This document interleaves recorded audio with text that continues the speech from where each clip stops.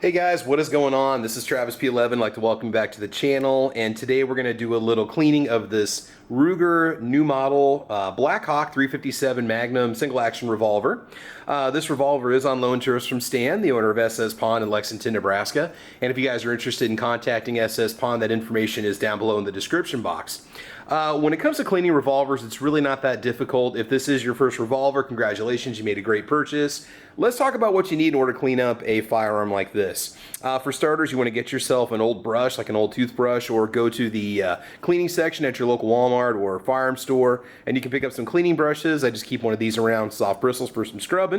You might want to get yourself a single piece cleaning rod, or if you have a kit that comes with a single piece cleaning rod, this will come in kind of handy for cleaning out those chambers of the cylinder. We're not going to use it on the barrel. We're going to use a bore snake for that, but we'll get to that here in just a moment.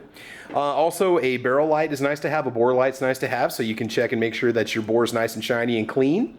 For the barrel itself, we're going to run a little bit of cleaner down it and then just do a couple passes with a bore snake. Now, this is a Hoppe's 9 357 Magnum bore snake. So I tend to use bore snakes just for the calibers that they're designed for. I know you could probably get by, substituting one or the other, but you also want to make sure that these this little compact mass of brushes here doesn't do damage to your bore, especially if you're using one that's not the right size.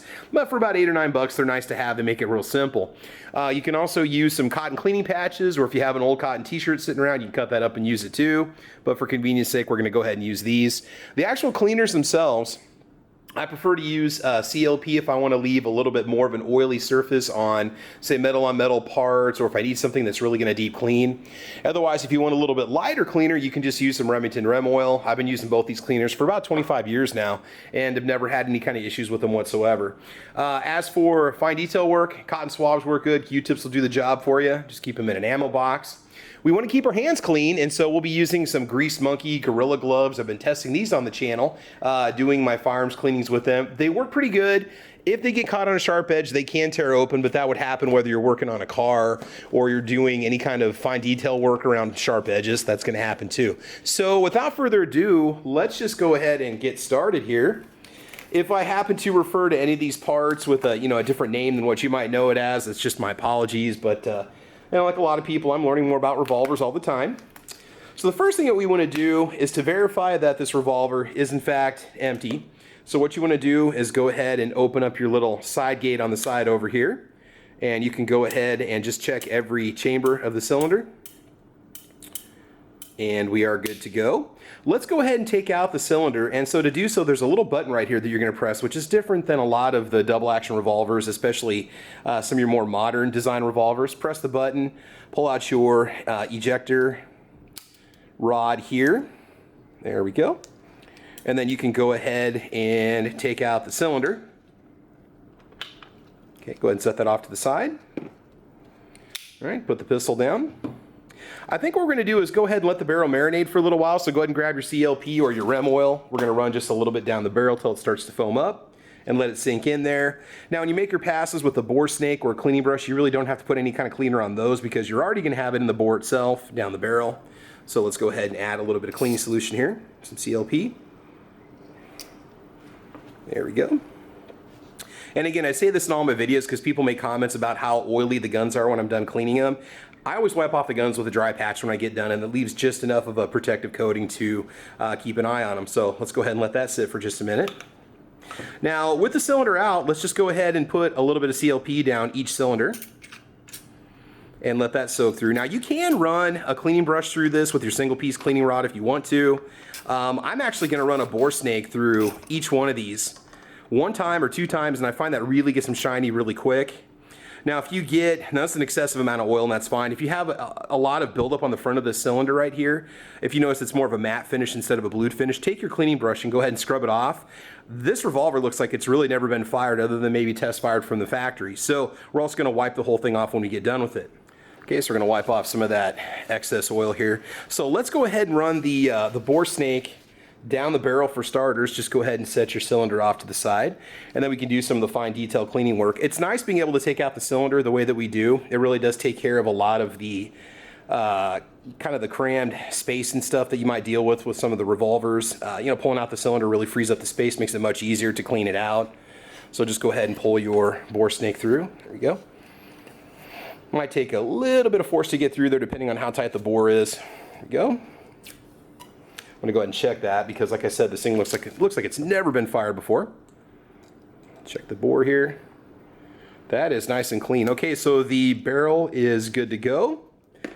When it comes time to clean the cylinder, like I said before, you can scrub the front of it if you need to, and we're just gonna go back to front. Now you could just put a little bristle brush on, like a 357 Magnum bristle brush on the front of a one-piece cleaning rod and go that route, but we're just gonna run this through each of the chambers of the cylinder. Okay, so we just ran the bore snake through each of the chambers of the cylinder. Now put just a little bit of CLP on a patch and wipe off the insides of the frame. If you notice a lot of buildup in here too, again, you can always tell because there's kind of a matte buildup finish of carbon. You can scrub that with the brush if you want to. I don't think I need to because this is actually looking pretty good. It's a little bit dirty, but I think another patch or two should take care of it. You can also scrub in this area towards the rear of the barrel. And that's another area that you want to check. There's no crane that we really have to worry about. All right, go ahead and just wipe off the hammer. Once we get the cylinder back in there, we can pull back on it and wipe it off. Kind of wipe out the inside of the frame a little bit. You put as much time into it as you want to. So with this ejector rod, what I'm going to do is I just went ahead and pulled it back out by pushing the button. We're just going to wipe it off. Move it around just a little bit. You can push it back down if you want to get to more of it. Let's go ahead and scrub it off. We'll go ahead and pull it back. The area right here where the spring is, you can go ahead and pull down on that and wipe that out also. Very simple design, low maintenance. Easy to use. Okay, let's go ahead and push that rod back in there. Okay, now the next thing that we want to do is go ahead and put your cylinder back into place. We're all set with that. And again, we got this nice and clean. Now to get your cylinder back in, what you want to do is go ahead and pull down the little loading gate. Also make sure that you wipe that out. Get that whole area cleaned out too. There we go. Go ahead and put your cylinder back in this way. Drop it in there. It's going to have to be lined up just right here to get it to go back in. There you go. Okay, that's locked into place. After that, go ahead and pull back on your hammer, and let's grab a fresh patch here with some CLP on it. Doesn't take a whole lot. Go ahead and wipe off the hammer area, the inside. Not a whole lot we need to do with it. We don't have to do a whole lot of further disassembly after this. Okay, gently let the trigger down. There you go. Go ahead and cycle it a few times by hand.